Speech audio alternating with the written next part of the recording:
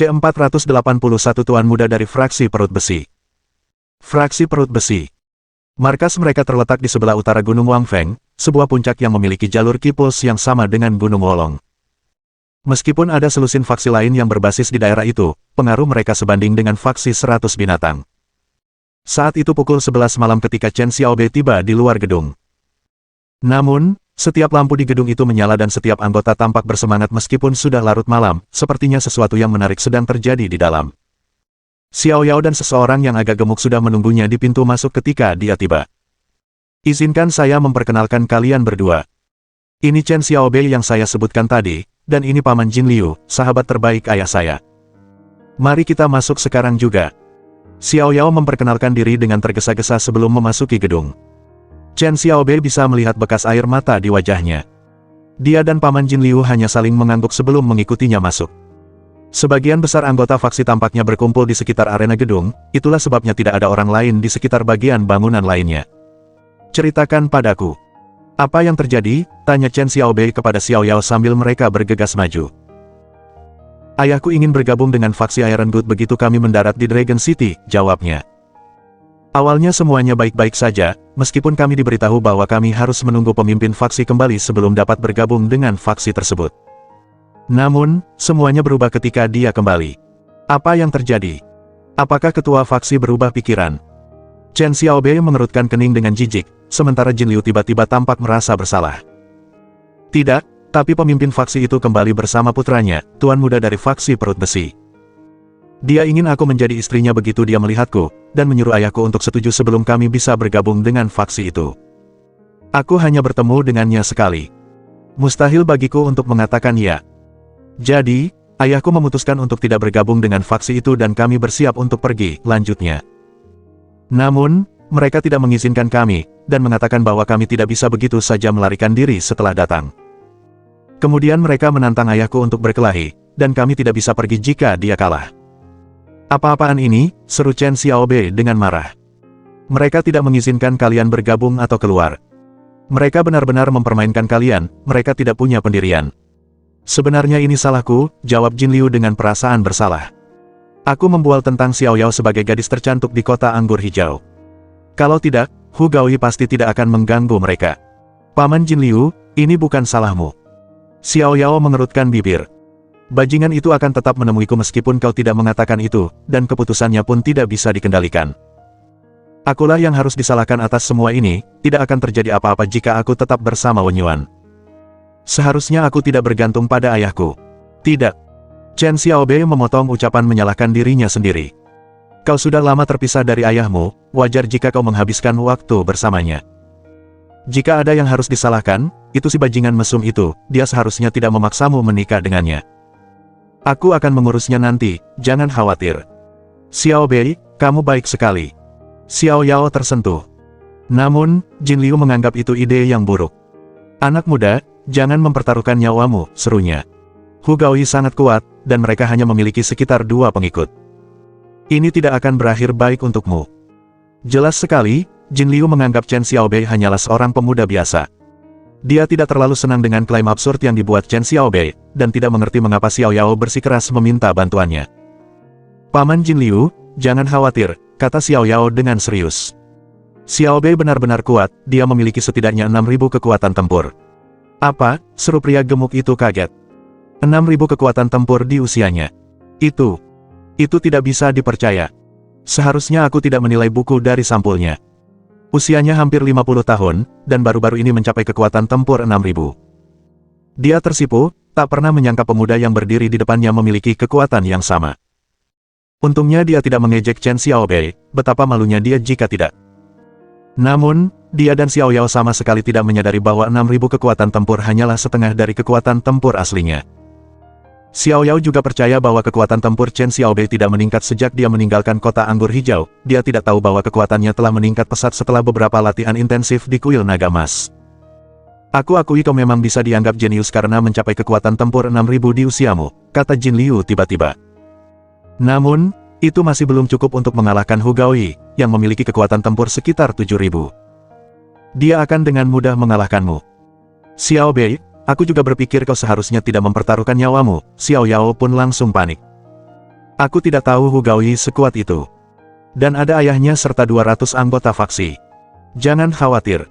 Aku bisa mengatasinya, kata Chen Xiaobei dengan percaya diri. Ia menahan keinginan untuk tertawa. Tapi, Xiao Yao dan Jin Liu benar-benar khawatir padanya, tetapi tidak bisa memberikan protes lebih lanjut. Ketiganya akhirnya tiba di arena, tempat pertarungan antara Mu Rongtian dan Hu Gaoyi telah dimulai.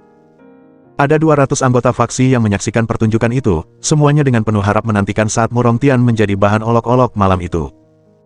Terdapat sebuah kursi mirip singgasana di depan arena tempat pemimpin faksi, Hu Haifeng, duduk. Dia sibuk memainkan dua bola giok kecil di tangannya, dan dilihat dari ekspresi malasnya, seluruh pertarungan itu hanyalah sandiwara. Mu Rongtian, teriak Hu Gaoyi dengan nada mengancam. Kau yakin tidak akan kalah dariku? Cepat atau lambat aku akan menikahi putrimu. Aku membantumu menyelamatkan muka, jadi tolong jangan mempermalukan dirimu sendiri di sini. Pria itu berusia sekitar 30 tahun lebih, dengan gigi hitam dan mulut yang bengkok yang tidak serasi dengan fitur wajahnya yang lain. Dia tidak akan pernah bisa menandingi kecantikan seperti Xiao Yao. Bukan berarti seorang pahlawan legendaris Jianghu seperti Mu Rongtian akan begitu saja menuruti keinginannya. Jika harga menyerah kepadamu adalah kehidupan bahagia bagi putriku, aku lebih memilih dibunuh, jawab Mu Rongtian dengan serius. Sial, sekarang aku tersinggung, teriak Hu Gaoyi dengan marah. Aku adalah tuan muda dari fraksi perut besi dan akan segera memenuhi syarat untuk bergabung dengan fraksi Xuanjian. Masa depanku lebih cerah dari bintang-bintang, kau seharusnya merasa terhormat karena aku ingin menikahi putrimu. Apa? Fraksi Xuanjian, seru Mu Rongtian dengan terkejut. Kenapa? Takut padaku sampai-sampai kau mengizinkanku menikahi putrimu. Hahaha. Hu Gaoyi tertawa angkuh. Faksi Xuanjuan adalah faksi terkuat di Jianghu. Sebentar lagi, kau bahkan tak bisa menjilat pantatku jika kau tidak mengizinkanku menikahi putrimu sekarang. Hentikan omong kosong ini, aku tidak akan menyerah. Ayo bertarung, teriak Mu Rongtian. Tunggu, teriak Chen Xiaobei tiba-tiba. C482 waktunya menang. Kau pikir kau siapa? Kau tidak berhak ikut campur saat ada duel di fraksi perut besi. Hu Gaoyi menatap Chen Xiaobei dengan angkuh. Anggota faksi lainnya juga menatapnya dengan bermusuhan. Setiap pertengkaran, bahkan di dalam faksi, adalah urusan serius. Mereka tidak akan pernah membiarkan orang luar mengganggu. Sementara itu, pemimpin faksi, Hu Haifeng menyipitkan mata dan melanjutkan meditasinya. Kehadiran Chen Xiaobei sama sekali tidak mengganggunya. Aku teman paman Murong, kata Chen Xiaobei. Aku akan melawanmu sebagai gantinya. Dasar idiot. Hu Gaoyi memutar matanya dan mengejeknya. Apa kau tahu apa yang kau katakan? Menggantikan posisinya, apa kau ingin mati? Anak nakal itu gila. Menantang tuan muda kita, dia tidak ingin hidup. Kurasa dia di sini untuk mati demi Mu Rongtian. Aku sudah melihat banyak orang bodoh selama hidupku. Tapi aku tak percaya betapa cepatnya mereka muncul. Tepat ketika kupikir Mu Rongtian adalah orang bodoh yang cukup tolol untuk melawan tuan muda kita, ada lagi orang yang lebih bodoh di sini yang meminta kematiannya. Setiap anggota faksi mulai tertawa dan mengejek Chen Xiaobei. Xiaobei, jangan ikut campur. Mu Rongtian mengerutkan kening. Dia menatap tajam putrinya sendiri, jelas menyalahkannya karena telah menyeret pemuda itu ke dalam kekacauan ini. Sementara itu, dia dan Jin Liu berbisik kepada Chen Xiaobei dalam upaya terakhir untuk menariknya pergi. Tentu saja, dia mengabaikan mereka. Apakah kau punya nyali? Tanyanya datar kepada Hu Gaoyi. Ya atau tidak? Mati saja. Namun, aku hanya bisa melawan satu lawan dalam satu waktu, itu aturan faksi. Tidak ada yang boleh mengganggu pertempuran ini. Aku akan menghancurkan Mu Rongtian terlebih dahulu, dan menginjak-injakmu seperti semut. Itu. Chen Xiaobei tiba-tiba mengerutkan kening setelah melirik Hu Haifeng. Ding.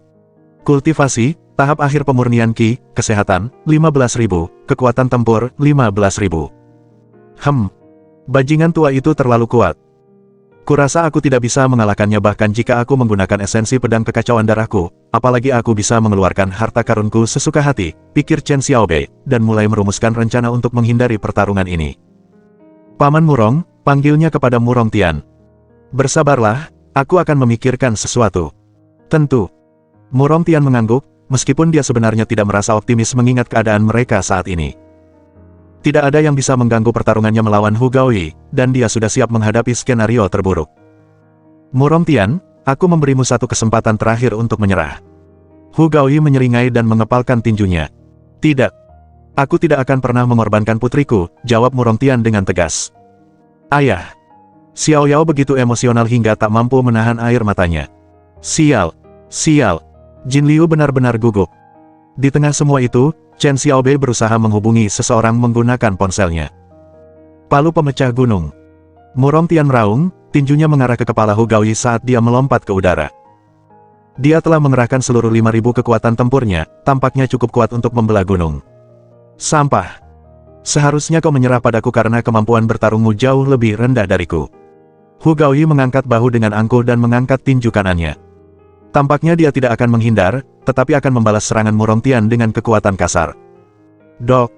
Hu Gaoyi mematahkan serangan Murongtian dengan segenap kekuatannya. Retakan. Terdengar suara sesuatu yang patah, dan lengan kiri Murongtian terkilir. Dia menjerit kesakitan. Saudara Murong. Xiao Yao dan Jin Liu berteriak. Dengan marah, Chen Xiaobei menatap Hu Gaoyi dengan tatapan membunuh. Namun, dia tidak menyingkirkan ponselnya. Angkat teleponnya.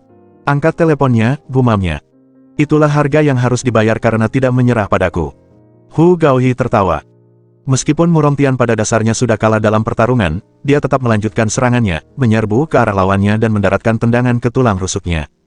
Retakan, retakan, retakan. Murongtian mengalami setidaknya 3 tulang rusuk patah, suara tulang-tulangnya yang patah menggema di telinga semua orang. Dia terhuyung mundur beberapa langkah saat darah mulai menyembur keluar dari mulutnya, dia hampir tidak memiliki kekuatan untuk berdiri tegak. Ayah! Xiao Yao berteriak histeris, matanya semakin bengkak karena terpaksa menyaksikan penyerangan brutal terhadap ayahnya. Ia pasti sudah berlari ke panggung dan mencabik-cabik Hu Gaoyi jika Jin Liu tidak menahannya. Haha! Tuan muda kita adalah yang terbaik. Tuan muda kita adalah yang terbaik. Apakah ini Raja Dunia Bawah Kota Anggur Hijau? Dia hanyalah sampah di hadapan tuan muda kita. Hahaha. Aku sangat bangga dengan tuan muda kita. Di masa depan, dia akan menjadi Sidi Liu Hengyi setelah bergabung dengan fraksi Xianjian. Dan kita juga akan mendapat keuntungan. Itu benar. Masa depan tuan muda kita cerah. Para anggota faksi Iron Boot sangat gembira, dan sudah bergiliran menjilat pemimpin masa depan mereka. Penjilatan mereka yang hampir berlebihan membuat Hu Gaoyi merasa seperti berada di awan ke-9. Wang tua. Apakah kau sudah keterlaluan mengutuk orang lain? Dewa Fana itu akhirnya menjawab panggilan telepon Chen Xiaobei setelah beberapa waktu. Yang lain terlalu sibuk menyaksikan pertempuran sehingga tidak memperhatikannya. Aku masih punya satu kutukan terakhir untuk hari ini. Para penggemarku mulai bosan karena aku sudah terlalu sering menggunakan kemampuanku akhir-akhir ini. Apa yang harus kulakukan? Tanya Wang tua dengan gugup. Sekaranglah kesempatan untuk mendapatkan lebih banyak penggemar, seru Chen Xiaobei. Aku akan melakukan panggilan video denganmu sekarang juga, jadi hubungkan panggilan video kita ke siaranmu. Maki saja pria jelek itu di depan semua penontonmu. Dalam hitungan detik, Wang tua melakukan apa yang diperintahkan, ia menjadi cukup mahir teknologi setelah melakukan siaran langsung hanya beberapa hari. Sementara itu, bagian obrolan umum di siaran langsung Wang tua dibanjiri pesan-pesan kebingungan. Master Wang, apa yang akan kau lakukan? Apakah kau akan menghentikan siaran Mobile Legends-mu? Apa-apaan ini? Apa kau sedang melakukan siaran langsung semacam kompetisi? Apakah itu klub pertarungan bawah tanah? Kakek di sana sepertinya sedang muntah darah. Pria satunya itu jelek banget, tinju wajahnya sialan itu, kuharap kakek tua itu menang.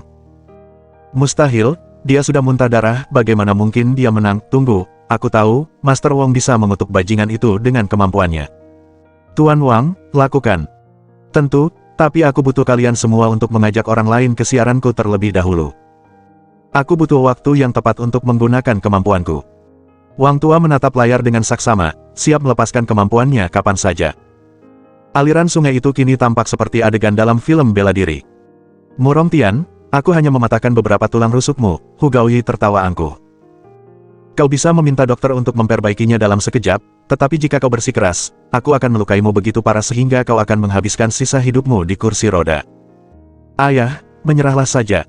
Jangan sampai kau terluka karena aku. Xiao Yao menangis putus asa, wajahnya penuh bekas air mata dan tubuhnya gemetar. Tidak ada harapan sama sekali. Tidak. Aku tidak akan pernah menyerah. Siapa Murongtian? Dialah pahlawan legendaris itu. Yah, dia bukan lagi pahlawan jika dia menyerah kepada bajingan jelek itu. Jangan salahkan aku kalau aku membunuhmu, teriak Hu Gaoyi sambil menyerbu ke arah Murongtian seperti singa yang menerkam mangsanya. Paman Murong, jangan takut. Paman bisa menang sekarang, teriak Chen Xiaobei tiba-tiba. C483 sesuatu yang tak terduga terjadi. Apakah Murong Tian bisa menang sekarang? Semua orang di sekitar arena tercengang astonished, dan menatap Chen Xiaobei seolah-olah dia idiot. Situasi Murong Tian tidak mungkin lebih buruk, dia terluka parah dan lawannya jauh lebih unggul darinya dalam segala hal. Kemenangan baginya hanyalah mimpi belaka. Bahkan Xiao Yao dan Jin Liu pun ternganga melihat Chen Xiaobei. Aku tidak memintamu datang ke sini hanya untuk memberi kami omong kosong, kata Jin Liu dengan marah. Kau seharusnya membantu kami. Dia tidak pernah bermaksud melampiaskan kemarahannya pada pemuda itu, tetapi saat ini Murong Tian akan dibunuh. Wajar jika dia juga marah, bahkan Murong Tian sendiri pun tidak sepenuhnya percaya pada Chen Xiaobei. Menghadapi Hu Gaoyi, dia tidak bisa berbuat apa-apa selain menghela napas pelan. Tiba-tiba, kerumunan orang menyaksikan dengan kaget saat Hu Gaoyi, elit Jianghu dengan kekuatan tempur 7.000, tuan muda dari faksi perut besi, calon murid faksi Xuanwu, dan orang yang dikagumi semua orang di faksi perut besi, jatuh di tengah serangan. Dia tergelincir beberapa jarak, dan akhirnya berhenti di depan kaki Murong Tian. Paman Murong, jangan ragu. Sekaranglah kesempatanmu. Chen Xiaobei adalah satu-satunya yang tetap tenang. Seperti seorang sutradara film yang mengendalikan segalanya, ia bertindak seolah-olah semuanya akan berjalan sesuai keinginannya selama para aktornya menuruti perintahnya. Murong Tian juga terkejut, tetapi dengan cepat bergerak sesuai dengan naskahnya. Matilah, teriaknya, lalu mencengkeram tenggorokan Hu Gaoyi dengan tangan kanannya, mencekiknya dengan cengkeraman kuat seperti binatang buas. Gur! Hu Gaoyi tercekik begitu menyadari dengan linglung bahwa ia gagal menangkis serangan Murong Tian. Wajahnya segera memerah, dan tidak ada kekuatan tempur yang mampu membebaskannya. Hasil pertempuran menjadi sangat jelas ketika bagian tubuhnya yang paling rentan terkena serangan. Hu Gaoyi, apakah kau akan menyerah? Murong Tian kembali menjadi bos Jianghu sejati, tatapannya pada Hu Gaoyi sekarang seperti harimau yang mengincar mangsanya. Aku tidak akan pernah menyerah. Ini kecelakaan. Kita perlu pertandingan ulang. Pewaris faksi perut besi itu hampir tidak bisa mengucapkan kata-kata itu, tetapi dia dengan keras kepala menolak untuk menyerah. Namun, itu sangat berbeda dengan ekspresi sok jagoan yang dia tunjukkan ketika terus mengejek Murong Tian. Sesungguhnya, Hu Gaoyi akan benar-benar dipermalukan jika ia memutuskan untuk menyerah. Ia tidak akan bisa mengangkat kepalanya tegak di dunia persilatan begitu berita tentang rasa malu seperti itu sampai ke faksi lain. Tidak. Jangan salahkan aku kalau aku tidak kenal ampun. Murong Tian akhirnya menunjukkan reputasinya sebagai orang yang tidak bisa dianggap remeh. Dia mencekik Hu Gaoyi lebih keras lagi. Pria jelek itu bergumam kesakitan, dia bisa merasakan tenggorokannya akan segera jebol. Dia menyerah. Hu Haifeng meraung tegas. Akhirnya, Hu Haifeng membuka matanya dan berhenti bermeditasi. Meskipun berdiri dengan angkuh, ia secara sukarela menyerah kepada Murong Tian. Semua pengikut fraksi perut besi tercengang astonished. Mereka tidak percaya dengan apa yang baru saja mereka dengar, pemimpin mereka memohon belas kasihan untuk anaknya, dan dari lawan yang jauh lebih lemah. Itu tidak bisa dipahami. Demi para dewa, apakah itu nyata? Murong Tian dan Jin Liu juga tercengang, sangat ragu dengan apa yang terjadi tepat di depan mata mereka. Bajingan, mati. Hu Gaoyi menolak untuk ikut dikasihani. Dia berjuang, berharap bisa memberikan pukulan mematikan pada Murong Tian. Hentikan, teriak Hu Haifeng. Aura dominasinya meluap dan memenuhi atmosfer. Ya, tubuh Hu Gaoyi bergetar tanpa disadari. Dia tidak akan pernah berani membantah ayahnya, jadi dia menggertakkan giginya dan menenangkan dirinya. Ini, apa yang sebenarnya terjadi? Semua orang di sekitar arena masih kesulitan untuk kembali ke kenyataan. Hu Gaoyi tidak menang, dia sudah menang, yang membuat mereka semakin sulit menerima bahwa dia tiba-tiba jatuh ke tanah dan membiarkan semuanya lepas kendali secara dramatis. Itu benar-benar bodoh. Saudara Murong. Xiao Yao dan Jin Liu berteriak sambil berlari cepat ke arah Murong Tian untuk membantunya berdiri. Ayah, apa yang barusan terjadi? Aku hampir tak percaya Hu Gaoyi sebodoh itu, tanya Xiao Yao sambil berlinang air mata bahagia. Aku tidak begitu yakin. Tapi kurasa ini semua ada hubungannya dengan Xiaobei. Aku pasti sudah mati di sini jika bukan karena dia, kata Murong Tian dengan suara serak. Xiaobei. Xiao Yao cepat-cepat menoleh dan melihat ke arahnya. Bajingan itu masih main ponsel tadi. Apa hubungannya kemenangan ayahku dengan dia? Jin Liu menatap Chen Xiaobei dengan bingung. Namun, Tuan Chen memang meramalkan bahwa kakak Murong Tian akan menang dalam pertempuran ini, serunya, tiba-tiba teringat. Apakah itu kebetulan? Atau, apakah dia melakukan sesuatu secara diam-diam? Ketiga orang itu menatap pemuda yang dimaksud, yang masih bermain dengan ponselnya. Jumlah penontonnya meningkat.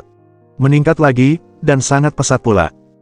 Rasanya seperti hari pertama saya melihat penggemar berdatangan, mereka memuji, mulut kutukan, saya yang luar biasa.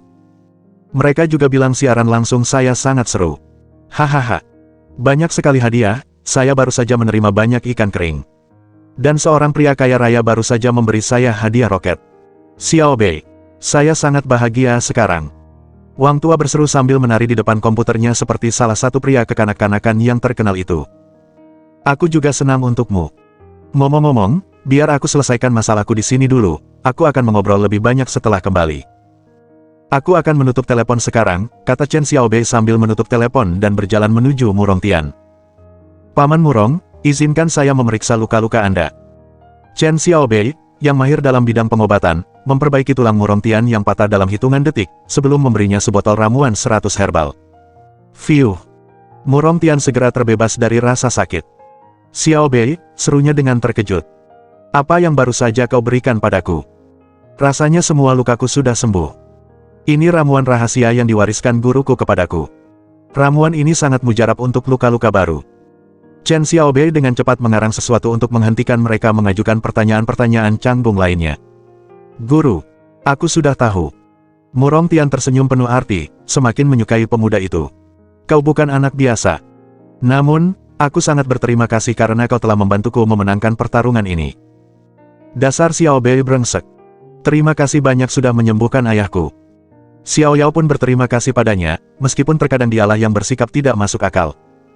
Sementara itu, Jin Liu segera meminta maaf. Tuan Chen, saya telah menyinggung perasaan Anda tadi, saya harap Anda bisa memaafkan saya. Tidak apa-apa. Aku mengerti kau khawatir tentang Murong Tian. Lagi pula, semuanya sudah berakhir sekarang. Ayo pergi. Tunggu. Apa aku pernah bilang kau boleh pergi, seru Hu Haifeng dengan nada gelap. Pemimpin Hu.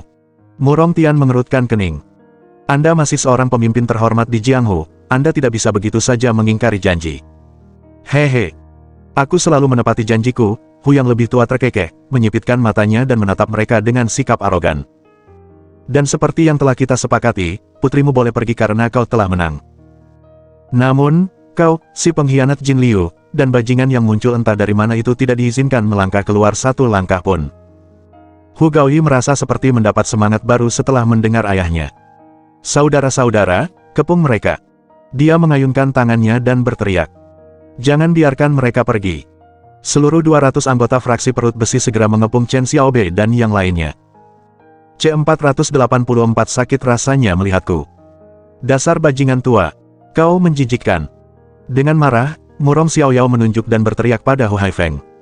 Namun, Hu Haifeng sendiri adalah seorang elit Jianghu yang penuh kebencian tetapi berpengalaman. Dia tidak akan peduli dengan kata-kata seorang gadis muda seperti Xiaoyao. Percuma saja terus mengoceh omong kosong. Jawabnya datar, sambil kembali memainkan kedua bola giok di tangannya. Menurut peraturan kita, aku akan mengizinkan satu orang lagi pergi jika salah satu dari kalian bisa memenangkan pertarungan berikutnya. Tentu saja, kalian semua bisa tetap di sini jika takut menerima tantangan. Jika begitu, jangan salahkan aku karena tidak memberi kalian kesempatan kedua. Bagi kalian para pecundang, aku sendiri sudah lebih dari cukup. Hu Gaoyi melangkah maju dengan angkuh, menyeringai sambil mengepalkan tinjunya. Tidak ada ampun kali ini. Aku akan melumpuhkan siapapun yang melawanku. Murong Tian dan Jin Liu merasa kesal dengan ucapan Hu Haifeng. Putranya, Hu Gaoyi, jauh lebih kuat dari mereka berdua, mustahil bagi mereka untuk mengalahkannya, apalagi bertarung 3 ronde lagi melawannya agar keempatnya bisa pergi. Ini konyol. Bagaimana kita bisa melakukan itu, balas Xiaoyao dengan penuh amarah. Nyonya, Anda terlalu naif. Ini Jianghu, bukan taman kanak-kanak. Kekuatan bertarung adalah satu-satunya hal yang penting di sini. Jadi coba saja kalahkan saya, dan Anda bisa pergi, atau berlutut seperti anjing yang baik. Mengerti, ejek Hu Gaoyi dengan angkuh. Tuan muda benar. Kekuatan tempur adalah satu-satunya aturan di Jianghu. Hanya mereka yang memiliki kekuatan tempur tertinggi yang layak memerintah. Itulah satu-satunya aturan besi dalam Jianghu. Kekuatan tempur tuan muda kita luar biasa, tinjunya saja bisa membuat mereka ketakutan setengah mati. Dia sangat hebat. Dan keren. Para anggota Iron Boot lainnya kembali bersemangat, dan mereka mulai memenuhi udara dengan paduan suara menjilat dan merendah. Bagi mereka, Murong Tian dan kelompoknya tidak akan pernah berani menantang tuan muda mereka lagi. Kemenangannya sudah pasti. Aku. Xiao Yao terdiam, tetapi tampak sangat marah. Hal yang sama juga dirasakan Murong Tian dan Jin Liu, mereka bertiga menganggap seluruh situasi ini tanpa harapan. Sekarang aku akan menghitung sampai 3. Hadapi aku, atau tetap di sini. Hahaha. Hu Gaoyi mulai tertawa seolah-olah seorang pemenang yang berdiri di puncak dunia. Tak diragukan lagi, ia dipenuhi kesombongan. Sementara itu, Hu Haifeng memejamkan mata dan melanjutkan meditasinya sambil kembali memainkan bola-bola giok di telapak tangannya. Saat itulah Chen Xiaobei maju dan mengambil inisiatif. Akan kukabulkan permintaanmu karena kau bersikeras dikalahkan oleh salah satu dari kami, serunya dengan tenang. Apa? Kerumunan, termasuk Murong Tian dan Xiao Yao, ternganga melihat pemuda itu. Mereka tidak percaya bahwa dia akan berani menawarkan diri dan menantang Hu Gaoyi. Tanpa sepengetahuan mereka, Chen Xiaobei tidak melewati labirin boneka kayu, yang menyebabkan sekutunya sendiri percaya bahwa dia masih sangat lemah. Itu, tentu saja, termasuk Jin Liu. Tuan Chen, jangan mempertaruhkan nyawa Anda, serunya gugup. Kali ini, Hu Gaoyi akan melepaskan kekuatan tempurnya yang sebenarnya, dan Anda akan lumpuh bahkan jika Anda berhasil selamat. Sebelum dia selesai bicara, Chen Xiaobei sudah berlari masuk ke arena. Aku hanya ingin memastikan aku memahami aturannya dengan benar. Apakah ada batasan yang ditetapkan untuk pertarungan kita? Atau, tidak ada batasan sama sekali, tanya Chen dengan tenang. Bahahaha. Kurasa ada yang salah dengan anak ini. Bagaimana bisa dia mengajukan pertanyaan sebodoh itu? Hu Gaoyi tertawa dingin. Nak, tidak ada batasan di fraksi perut besi. Seperti pepatah, senjata tidak punya mata, sementara tinju dan kaki terkadang di luar kendali kita, kematian dan luka-luka sangat umum di Jianghu, pergilah jika kau tidak punya nyali untuk bertarung. Haha, Tuan Muda, Anda benar. Murid-murid fraksi perut besi adalah pria sejati. Kami tidak pernah membatasi diri dalam pertarungan kami. Benar sekali. Cedera sangat umum terjadi selama latihan harian kita, hanya orang lemah yang berani melawan. Dasar nakal, pulanglah dan minta ibumu menyusuimu. Jangan mempermalukan dirimu di sini. Hahaha. Para murid dari fraksi perut besi bergantian mengejek Chen Xiaobei, dengan penuh harap menantikan penyerahannya seperti sepotong sampah. Baiklah, aku setuju dengan syarat kalian. Ia balas menatap mereka semua dengan dingin. Tidak boleh ada batasan dalam pertarungan ini, tapi aku hanya berharap kalian semua bisa mengingat itu. Hahaha. Tentu saja kami bisa mengingatnya. Sebentar lagi, kamu akan lumpuh. Lihat, kursi roda dan tongkat itu melambai ke arahmu. Kerumunan itu berusaha sekuat tenaga untuk meremehkan dan mengejek Chen Xiaobei. Gelombang ejekan dan hinaan mereka menghantam pemuda itu tanpa ampun. Hu Haifeng pun menyipitkan matanya dan melontarkan sindiran khasnya. Dasar bajingan sombong. Kau benar-benar bodoh sekarang. Xiaobei. Hati-hati. Dia benar-benar kuat. Murong Tian mengerutkan kening, sangat khawatir dengan Chen Xiaobei. Dasar Xiaobei brengsek. Mundurlah selangkah kalau kau tak bisa mengalahkannya. Xiao Yao pun merasa sangat khawatir hingga tanpa sadar terus menarik-narik bajunya sendiri. Hemat napasmu.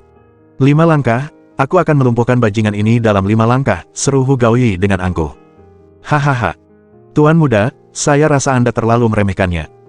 Anda akan mengalahkannya dalam waktu kurang dari 5 langkah. Kerumunan kembali menertawakan Chen Xiaobei. Tepat sekali. Kurasa aku tidak butuh 5 gerakan untuk mengalahkannya juga, 1 gerakan saja sudah cukup. Chen Xiaobei meraung, dan menyerbu ke arah Hu Gaoyi. Hehe. Kau bahkan tidak tahu seni bela diri dasar. Kau tidak pantas. Hu Gaoyi tertawa terbahak-bahak dan bersiap untuk mengabaikan serangannya begitu saja.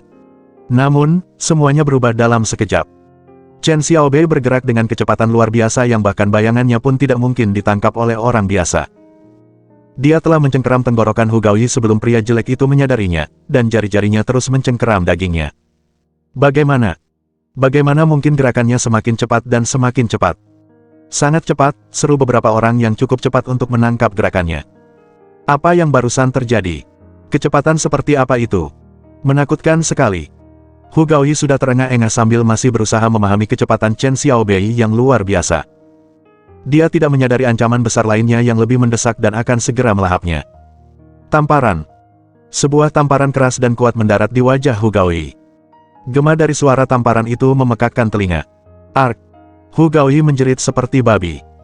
3 gigi yang berlumuran darah terlepas dari mulutnya membentuk lengkungan sempurna, dan mendarat beberapa meter jauhnya. Terkejut, kerumunan itu menarik napas tajam dan menggosok wajah mereka tanpa sadar, seolah-olah tamparan itu mengenai wajah mereka sendiri. Rasanya sakit melihatnya. Tamparan. Chen Xiaobei kembali menamparkan Hu Gaoyi dengan punggung tangannya di depan kerumunan, dan Hu Gaoyi sempat menenangkan diri. C485 berapa banyak janin yang telah Anda bunuh? Dua tamparan keras itu membuat Hu Gaoyi dan kerumunan orang terdiam. Beberapa detik yang lalu mereka baru saja mengejek Chen Xiaobei, dan mereka juga sangat ingin menyaksikan momen ketika Hu Gaoyi menghancurkan Chen Xiaobei seperti semut. Tak seorang pun dari mereka menyangka bahwa dia akan membalikkan keadaan hanya dengan kekuatan tempurnya. Dua tamparannya begitu keras hingga mengancam akan membelah langit, dan semua anggota faksi Iron Blood yang tadi bersikap sarkastik bisa merasakan tamparan itu di wajah mereka. Pada saat itu juga, mereka semua terpaku, bahkan pemimpin mereka, Hu Haifeng, menatap dengan mata terbelalak. Dia merasa terhina dengan bagaimana pertarungan antara putranya dan Chen Xiaobei berakhir. Sebelumnya, dia merenungkan betapa bodohnya pemuda itu karena berani menantang putranya. Betapa salahnya dia. Aku sombong. Tapi aku bisa sombong karena aku berkuasa. Chen Xiaobei meraung menantang. Mu Rongtian dan sekutu Chen Xiaobei pun tercengang. Mereka tidak pernah menyangka bahwa dia bisa mengalahkan musuh tangguh seperti Hu Gaoyi dengan mudah. Dasar Xiaobei brengsek. Kau hebat. Xiao Yao menatapnya dengan kagum dan takjub dengan mata penuh perasaannya. Xiaobei sangat hebat. Kecepatan dan kekuatannya telah jauh melampaui kita. Mu Rongtian dan Jin Liu juga sangat terkejut dan gembira pada saat yang bersamaan. Mereka marah dengan betapa arogan dan tidak masuk akalnya Hu Gaoyi bertindak, tetapi tidak bisa berbuat apa-apa. Itulah sebabnya tamparan keras Chen Xiaobei menjadi penawar bagi hati dan pikiran mereka. Merasa lega, mereka bersorak gembira untuknya. Bajingan! Aku akan membunuhmu. Tak pernah mau dipermalukan, Hu Gaoyi mendesis melalui gigi-giginya yang tersisa sambil meludahkan darah. Bodoh! Mata Chen Xiaobei berkilat penuh amarah, dan dengan cepat mengangkat tangannya untuk menamparkan wajah Hu Gaoyi bertubi-tubi. Aduh! Aduh! Aduh! Hu Gaoyi kembali menjerit seperti babi, yang anehnya sangat tepat mengingat wajahnya yang jelek kini menyerupai babi. Semua giginya rontok satu persatu dan darah menyembur keluar dari mulutnya seperti air mancur. Tak lama kemudian, ia tampak seperti sedang sekarat. Sial! Dia akan segera mati. Fraksi perut besi menyaksikan dengan ngeri sambil ternganga. Bajingan! Berhenti di situ. Hu Haifeng tak sanggup lagi hanya menonton, dan langsung berdiri sambil menatap tajam Chen Xiaobei. Namun, Chen Xiaobei mengabaikannya dan terus menatap Hu Gaoyi dengan tatapan mautnya. Apakah kau masih ingin membunuhku? Tanyanya dingin. Aku tak ingin membunuhmu lagi. Isak tangis. Isak tangis. Kumohon lepaskan aku. Kumohon. Hampir tidak ada gigi yang tersisa di mulut Hu Gaoyi, dan seharusnya dia sudah dirawat di rumah sakit karena kehilangan banyak darah. Dia tidak berani mengancam Chen Xiaobei lagi, dan mulai bertingkah seperti anak anjing kecil yang ketakutan. Hehe. Chen Xiaobei terkekeh sinis. Dia berbalik dan menatap Hu Haifeng, bagaimana menurutmu? Apakah kita boleh pergi sekarang? Pergi. Apa kau benar-benar berpikir bisa meninggalkan tempat ini setelah memukuli putraku? Ancam Hu Haifeng dengan ganas. Lebih baik kau lepaskan putraku sebelum aku menyuruh murid-muridku untuk membuat kalian berempat menderita. Aku tidak suka ancaman. Apa kau lupa bahwa nyawa putramu masih berada di tanganku? Chen Xiaobei menyipitkan matanya dan bertanya dengan nada gelap. Jangan coba-coba berpura-pura. Aku mengancammu dan kau tidak bisa berbuat apa-apa. Nyawa anakku ada di tanganmu, tetapi nyawa kau dan sekutumu ada di tanganku. Aku tantang kau untuk menyakiti anakku lagi. Benar. Ayahku benar. Tiba-tiba, bahkan Hu Gaoyi yang sekarat pun mengumpulkan cukup kekuatan untuk berteriak. Bajingan, lepaskan aku sekarang. Kau terlihat pintar, tapi aku akan mencincangmu menjadi beberapa bagian untuk memberi makan anjing-anjing. Murong Xiao Yao, dasar jalang. Pergi dan hangatkan tempat tidurku sekarang. Hahaha. Xiao Yao, Mu Rongtian, dan Jin Liu putus asa. Ini adalah akhir bagi mereka, bagaimanapun juga, ada seorang pemimpin faksi dan 200 murid yang mengepung mereka, dan Chen Xiaobei tidak mungkin bisa mengatasi mereka semua meskipun kekuatannya besar. Namun, Chen Xiaobei tetap tenang. Apakah kau yakin aku hanya punya satu nyawa di tanganku? Tanyanya dengan seringai jahat. Apa maksudmu? Untuk pertama kalinya, Hu Haifeng merasa bingung. Tendangan penghancur. Teriak Chen Xiaobei. Dia melengkungkan punggungnya. Merentangkan kaki kanannya jauh ke belakang seperti tali busur yang ditarik. Dia mengayunkannya dengan sekuat tenaga saat kakinya tidak mampu menarik lebih jauh lagi, seperti sedang menembakkan anak panah. Itu cepat sekali. Selangkangan Hu Gaoyi meledak saat ia terlempar ke udara. Aduh! Ark!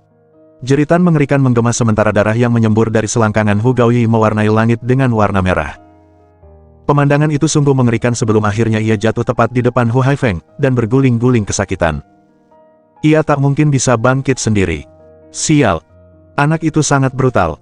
Kurasa, tuan muda kita sudah tamat. Para pengikut fraksi perut besi menarik napas tajam sambil tanpa sadar menyilangkan paha mereka. Murong Tian dan Jin Liu sangat terkejut hingga bulu kuduk mereka merinding. Mereka tidak menyangka Chen Xiaobei akan melukai Hu Gaoyi dalam keadaan kritis seperti itu, dan betapa brutalnya tendangan penghancur kemaluan itu. Hal itu juga merupakan kegembiraan dan kejutan bagi Xiao Yao. Ia bersukacita karena Hu Gaoyi akhirnya bergabung dengan pasukan Kasim dan tidak bisa lagi memanfaatkan wanita. Ia juga benar-benar kagum dengan betapa berani dan karismatiknya Chen Xiaobei meskipun ada ancaman dari Hu Haifeng. Bajingan! Beraninya kau menendang anakku. Hu Haifeng sangat marah hingga matanya memancarkan api. Sudah kubilang aku tidak suka ancaman. Kau punya 4 nyawa di tanganmu, kan? Sekarang, hitung berapa banyak cucu masa depan yang telah kau bunuh. Aku. Hu Haifeng sangat marah. Tidak mungkin putranya bisa menyebarkan benihnya lagi. Tendangan penghancur kacang itu telah menghancurkan keluarganya. Dengarkan aku, fraksi perut besi. Bantai mereka. Potong-potong para pria untuk memberi makan anjing dan telanjangi gadis itu. Kalian bisa menikmatinya sesuka kalian. Baik, Tuan. 200 anggota itu berkumpul dan bersiap menghadapi Chen Xiaobei secara langsung. Orang-orang ini telah mulai berlatih seni bela diri di usia yang masih sangat muda. Mereka adalah kekuatan yang setara dengan ribuan preman kelas bawah begitu mereka menggabungkan kekuatan tempur mereka. Ada sebuah pepatah, seseorang tidak akan pernah bisa melawan jumlah yang banyak, sekuat apapun mereka. Kemampuan bertarung Chen Xiaobei jauh lebih tinggi daripada mereka, tetapi keadaan bisa menjadi sulit bahkan baginya jika mereka semua menyerangnya sekaligus. Dan ada juga pengawasan ketat dari Hu Haifeng yang perlu diperhitungkan. Xiaobei, apa yang harus kita lakukan sekarang? Murong Tian dan yang lainnya panik. Tidak mungkin mereka bisa menghadapi seluruh faksi Iron Good. Chen Xiaobei mengabaikannya, dan hanya mengangkat bahu melihat para preman yang perlahan maju. Jadi, kalian suka perkelahian geng, kan? Baiklah, aku juga bisa memanggil sekutuku. Kemudian, teriakan tiba-tiba menggema di seluruh arena, mengejutkan semua orang. Organisasi 6 pintu beraksi. Semuanya, turunkan senjata kalian dan berdiri di dekat dinding.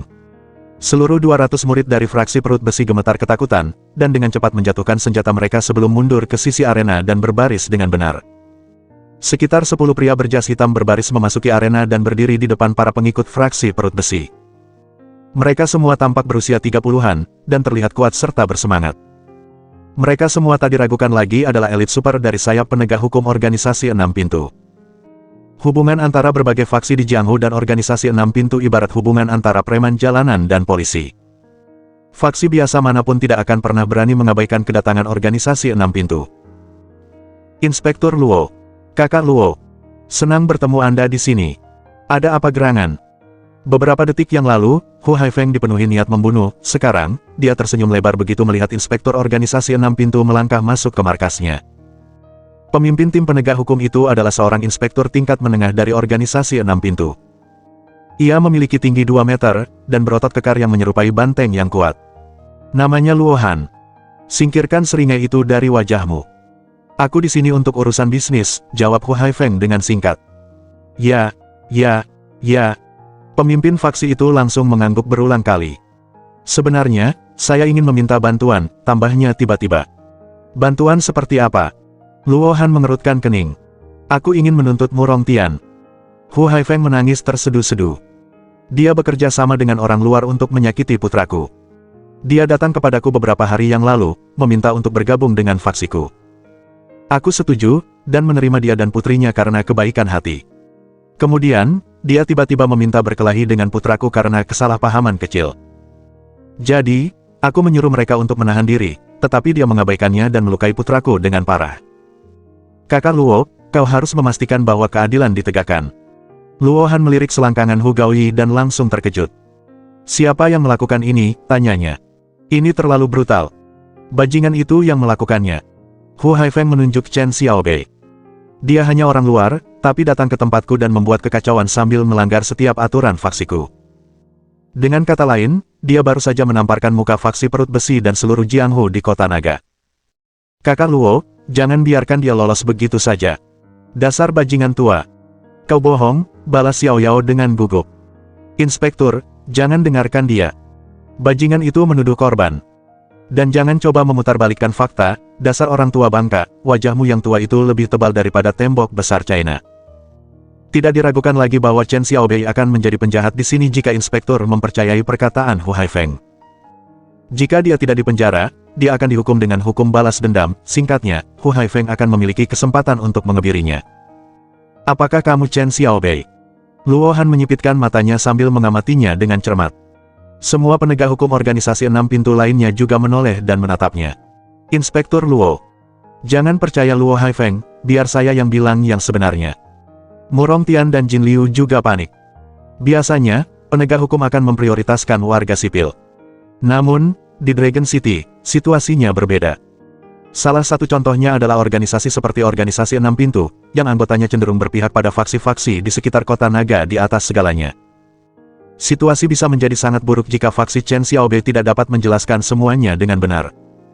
Aku tidak bertanya padamu. Luo Han menatap Murong Tian tajam untuk memotong perkataannya. Ya, saya Chen Xiaobei. Chen Xiaobei mengangguk tenang, tidak terganggu meskipun Luo Han memiliki kehadiran yang mendominasi. Ekspresi Luo Han langsung berubah setelah Chen Xiaobei mengakui identitasnya sendiri. Dia melangkah menuju pemuda itu dengan para elit lainnya mengikuti di belakangnya. Hu Haifeng dengan cepat menduga bahwa para inspektur akan memberikan hukuman berat kepada pemuda itu. Hehe, bajingan keparat, matilah. Haha, anak itu pasti akan mati. Para murid dari fraksi perut besi juga tertawa dan mengejek Chen Xiaobei. Mereka semua menunggu untuk melihat hukuman macam apa yang akan diberikan inspektur kepadanya. Sial. Murong Tian, Xiao Yao, dan Jin Liu sangat khawatir. Lalu terjadilah plot twist yang mengejutkan semua orang, saat Luo Han cukup dekat dengan Chen Xiaobei, dia meraih tangannya dan menjabatnya dengan antusias. Saudara Bei, salam. Saya Luo kecil. Saya selalu ingin bertemu denganmu. Kau adalah pahlawan muda yang legendaris. Luo kecil.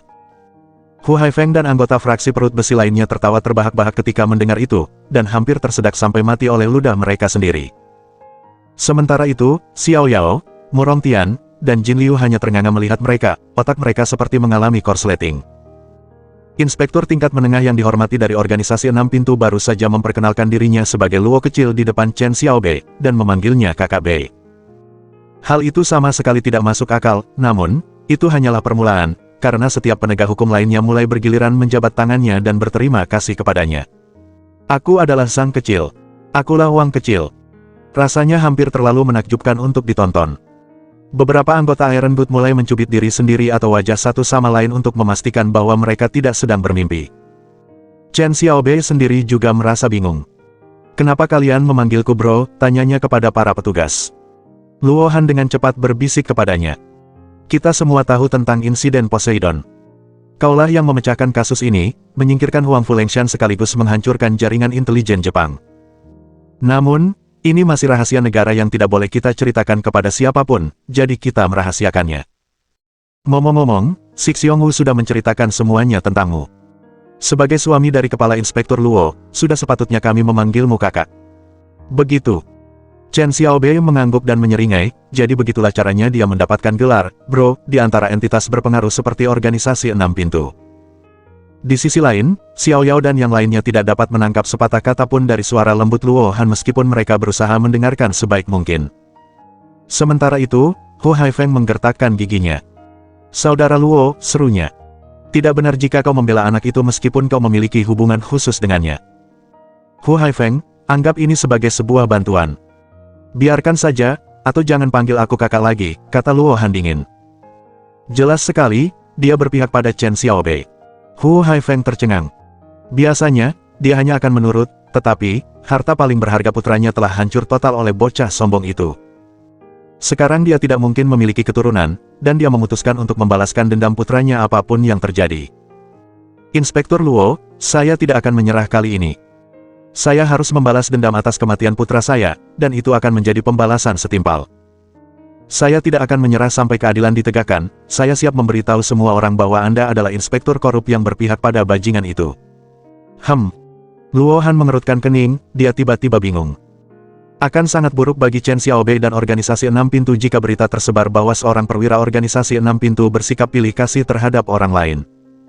Inspektur Luo, saya ada pertanyaan, tanya Chen Xiaobei tiba-tiba. Berbohong kepada seorang petugas organisasi Enam Pintu dan mengganggu penyelidikan Anda seharusnya merupakan pelanggaran besar, bukan? Apa konsekuensinya?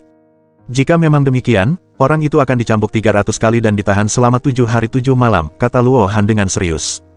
Baiklah. Kalau begitu, tangkap si tua brengsek itu sekarang juga. Chen Xiaobei mengangkat bahu dan mengeluarkan ponselnya. Kau pikir kau siapa? Apa kau benar-benar berpikir mereka akan membawaku pergi? Jangan mimpi. Hu Haifeng tertawa mengejek. Benar, mereka hanya akan mendengarkanku. Chen Xiaobei mengabaikan ejekan orang tua itu, dan hanya mengklik sebuah tombol untuk memutar klip suara yang dia rekam sebelum pertarungannya melawan Hu Gaoyi dimulai. Tidak ada garis yang akan ditarik. C487 batas 10 hari. Rekaman itu menjadi bukti yang memperjelas semuanya. Terlebih lagi, kata-kata itu keluar langsung dari mulut Hu Gaoyi sendiri. Kebenaran tidak pernah memihak kecuali kepada pihak yang disebut keadilan. Dan tidak ada yang bisa dilakukan untuk menghentikannya. Sementara itu, para pengikut fraksi perut besi menggeliat, entah bagaimana mulai merasakan sakit fisik di sekujur tubuh mereka. Beberapa dari mereka tahu itu adalah pukulan telak dan fatal bagi fraksi mereka, lagi pula, itu adalah adegan yang terlalu umum dan terlalu sering digunakan dalam drama televisi dan sinetron. Bagaimanapun juga, kebenaran kini telah terungkap. Hu Haifeng, semua yang kau ucapkan, bahkan tanda bacanya pun palsu. Apa kau benar-benar berpikir bisa menipu kami semudah itu? Luo Han meraung, mengayunkan tangannya dan menatap tajam hingga bisa memenggal kepala pemimpin faksi itu. Tangkap orang itu dan masukkan dia ke penjara, 500 cambukan dan 10 hari penjara untuk bajingan licik itu. Dua orang dari tim penegak hukum dengan cepat menangkap Hu Haifeng dan memborgolnya dengan kedua tangan di belakang punggungnya. Aku. Hu Haifeng terdiam, wajahnya pucat pasi seperti kertas. Betapa cerdiknya dia, berpikir bahwa dia bisa mengalihkan kesalahan dan membuat Chen Xiaobei bermanuver sesuka hatinya. Dia tidak tahu bahwa pemuda itu selalu selangkah lebih maju darinya dengan diam-diam merekam semua percakapan mereka. Dan sekarang, tidak ada yang bisa dia lakukan setelah kebenaran terungkap.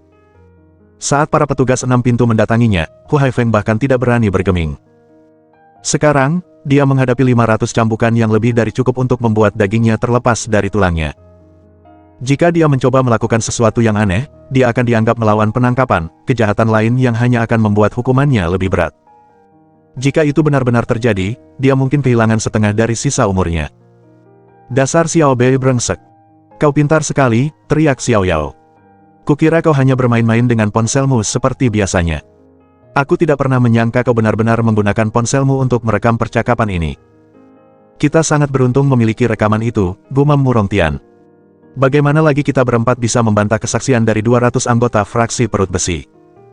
Jin Liu menyatukan kedua tangannya dan membungkuk kepada Chen Xiaobei dengan penuh hormat.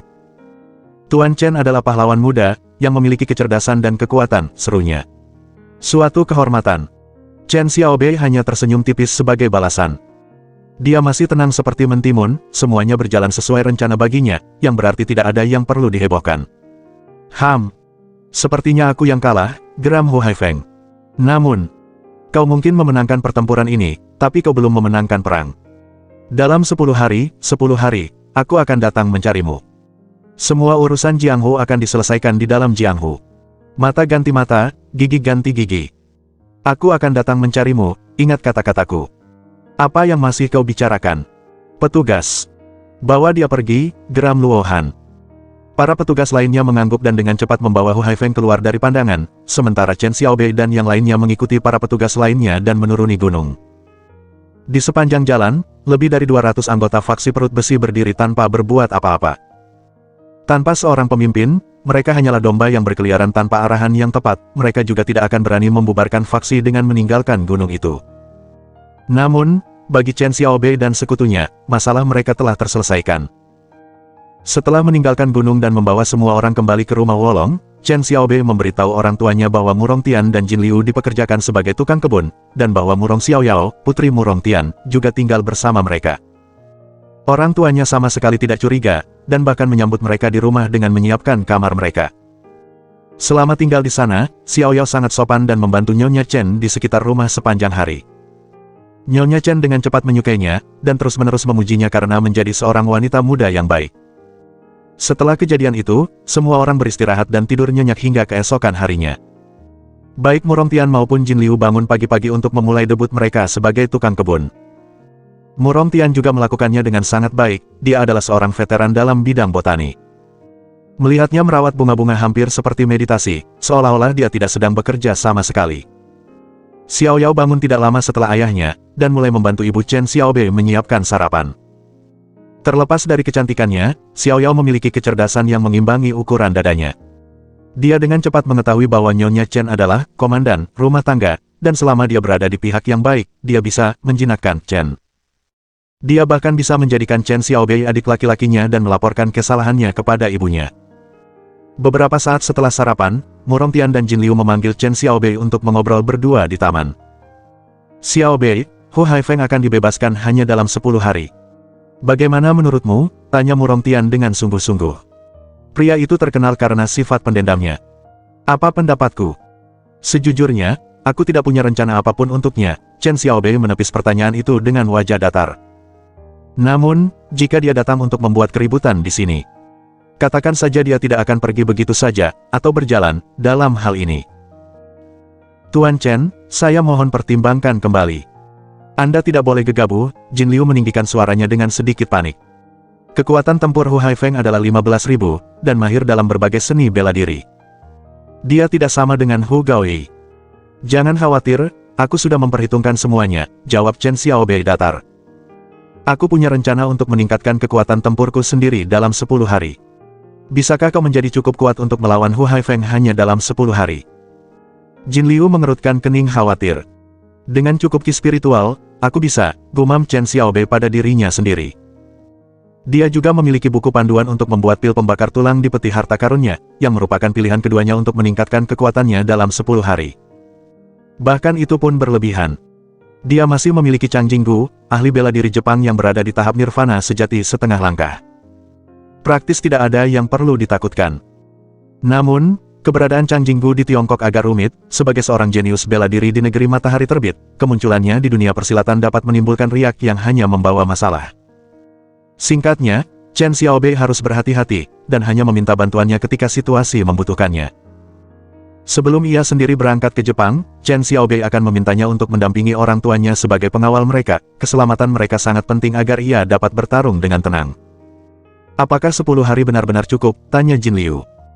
Jika perlu, aku bisa memberitahumu lokasi gua spiritual yang terletak jauh di dalam wilayah fraksi perut besi. Gua itu telah mengumpulkan ki spiritual selama 20 tahun. Apa? Aku membutuhkannya. Aku benar-benar membutuhkannya, seru Chen Xiaobei, matanya berbinar gembira. Tidakkah kau tahu bahwa mengambil barang musuh adalah salah satu hobi favoritku? Bagaimana mungkin dia tidak bersemangat ketika kekuatannya meningkat saat menginjak-injak wajah musuh-musuhnya? Apalagi yang bisa lebih memuaskan dari itu?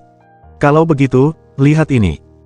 Ini lokasinya. Jin Liu mengeluarkan ponselnya dan menampilkan serangkaian gambar. Ini adalah tanah terlarang bagi anggota fraksi perut besi. Kebetulan saja aku berhasil mengambil gambar-gambar ini. Pintu masuk gua juga diblokir oleh pintu besi khusus, kurasa tidak akan mudah untuk membukanya. Ho. Membuka pintu terkunci tidak pernah menjadi masalah. Chen Xiaobei menyeringai. Meskipun begitu, aku punya pertanyaan, mana yang lebih baik, urat spiritual di kuil naga emas, atau yang ada di fraksi perut besi? Kurasa yang di kuil naga emas lebih baik, jawab Murong Tian cepat, yang kemudian dijawab Chen Xiaobei dengan anggukan. Baiklah. Rencana berubah. Dengan ki spiritual di fraksi perut besi, aku bisa menjadi lebih kuat dalam 5 hari. Bagaimana? Murong Tian dan Jin Liu sama-sama ternganga melihat pemuda itu. Bagaimana mungkin seseorang menghabiskan energi spiritual selama 20 tahun hanya dalam 5 hari? Keduanya percaya itu mustahil, tetapi mereka tidak tahu bahwa Chen Xiaobei pernah menghabiskan energi spiritual selama 10 tahun di kuil naga emas dalam waktu kurang dari 5 hari. Itu sama sekali bukan tantangan bagi pemuda itu. 5 hari untuk berlatih dan 5 hari untuk merencanakan. Chen Xiaobei terdiam beberapa saat sambil mempertimbangkan dan melakukan perhitungan dalam pikirannya. Tak lama kemudian, dia menyeringai. Jika aku harus bermain, sebaiknya sekalian bermain besar. Murong Tian dan Jin Liu terdiam. Meskipun Chen Xiaobei berdiri tepat di sana, mereka merasa kata-katanya berasal dari alam lain. Bagaimana mungkin ada yang bisa memahaminya jika mereka sendiri pun tidak bisa mempercayainya? Namun demikian, berani ambil risiko besar atau menyerah, adalah persis apa yang dipikirkan Chen Xiaobei. Baginya, ancaman Wu Haifeng hanyalah permainan anak-anak, dan dia akan mengerahkan seluruh kekuatannya untuk menghancurkan pemimpin fraksi perut besi sekali dan untuk selamanya. Apalagi yang bisa dia pikirkan? Aku akan pergi sebentar lagi, tinggallah di sini dulu untuk sementara. Kalian akan aman di sini. Chen Xiaobei meninggalkan kedua pria itu di taman, wajahnya tersenyum lebar. Tuan, apakah Anda akan mengerahkan formasi pertahanan gunung? Chen Xiaobei membawa Feng Qingyang ke gunung, lelaki tua itu terkejut ketika disuruh menggunakan mantra yang dimaksud. Menerapkan pertahanan gunung cukup mudah, tidak lain adalah menggunakan lingkaran sihir pelindung besar yang akan menutupi seluruh pegunungan dan mencegah penyusup. Feng Qingyang adalah seorang yang berpengetahuan luas, dan ada banyak kesempatan di mana dia bisa dengan mudah mengatakan, sudah pernah mengalami hal itu. Namun, dia belum pernah mendengar tentang pembuatan lingkaran perlindungan sebesar itu, dia belum pernah mendengar mantra seperti itu di antara sekian banyak bulungan dan buku kuno yang telah dia baca. Benar sekali. Dalam 10 hari lagi, aku akan membangun faksi sendiri di sini. Chen Xiaobei mendengus bangga. Saat waktunya tiba, aku akan mengadakan lelang. Banyak musuh akan datang untuk membalas dendam, atau mungkin ada beberapa pengawal yang akan membuat masalah. Itu hanyalah salah satu dari banyak alasan untuk memiliki lingkaran perlindungan. Feng Qingyang menatap Chen Xiaobei dengan kagum. Maaf, tapi mantra seperti itu membutuhkan sumber daya yang sangat besar. Bahkan fraksi Xuanjian, fraksi bela diri terkuat di Tiongkok, tidak membangun lingkaran perlindungan seperti itu. Chen Xiaobei tetap tenang. Aku punya cara sendiri untuk menciptakan lingkaran perlindungan, ejeknya. Meskipun aku tidak bisa melindungi seluruh gunung 100 binatang, aku masih bisa melindungi faksiku sendiri. Tanpa izinku, tidak ada seorang pun yang bisa menginjakkan kaki sekecil apapun di wilayahku. Puji Tuhan. Tidak ada yang mustahil, seru Feng Qingyang dengan takjub. Sekuat apapun fraksi Xuanjian, mereka tidak akan pernah bisa melakukan hal-hal yang dilakukan gurunya, Chen Xiaobei.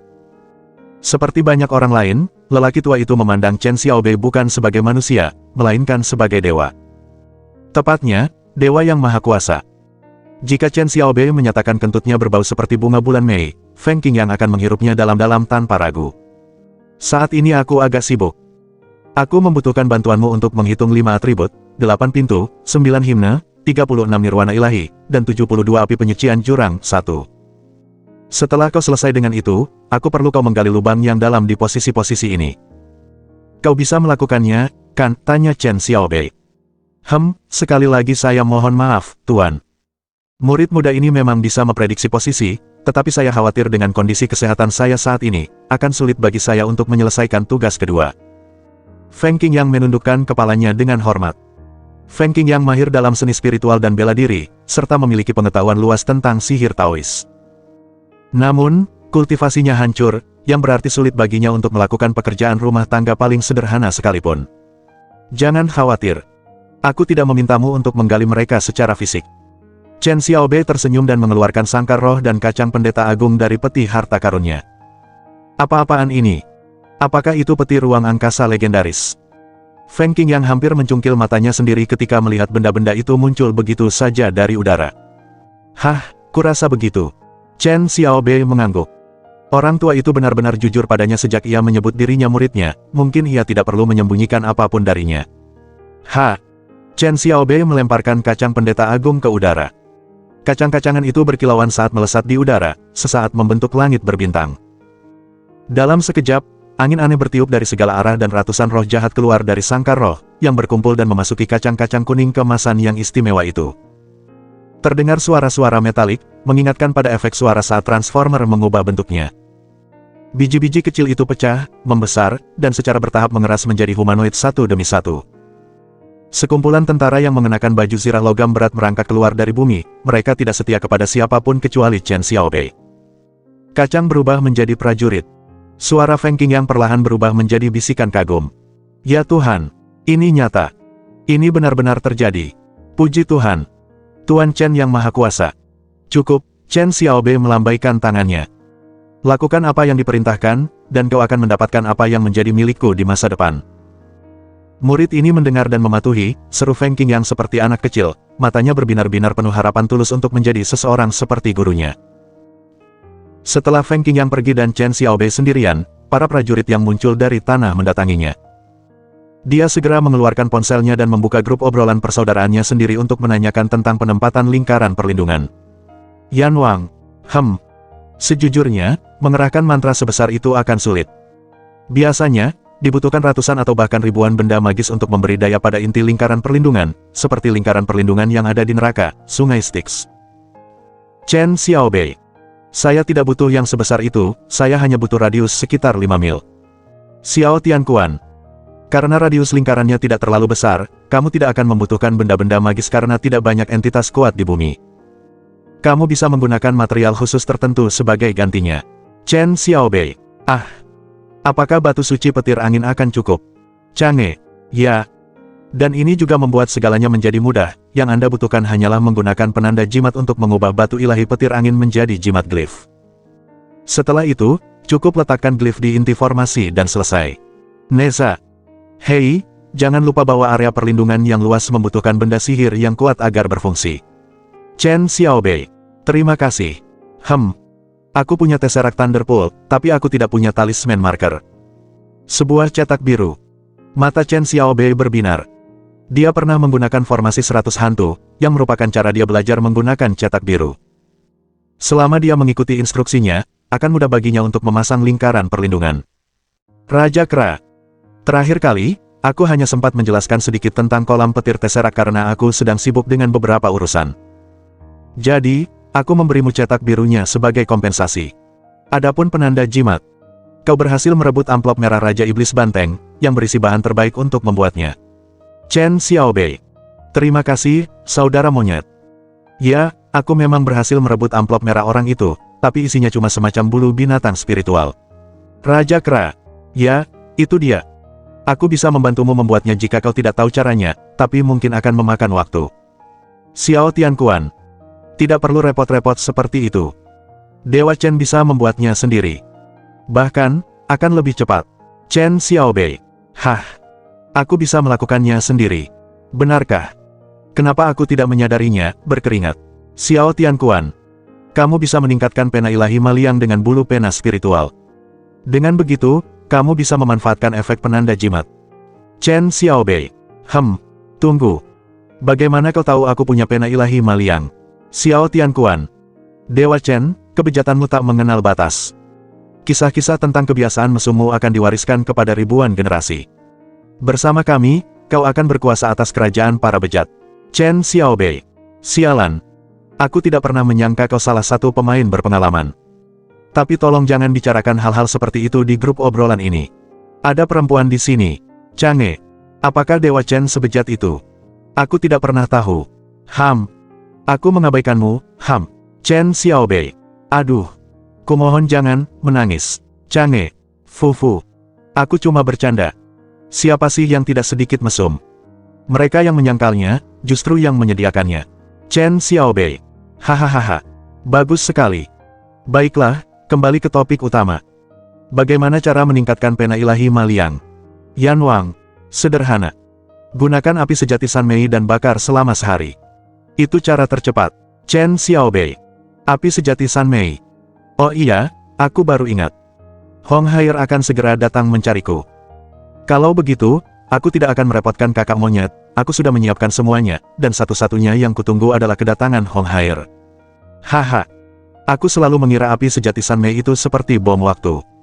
Aku tidak pernah menyangka itu bisa membantuku seperti ini.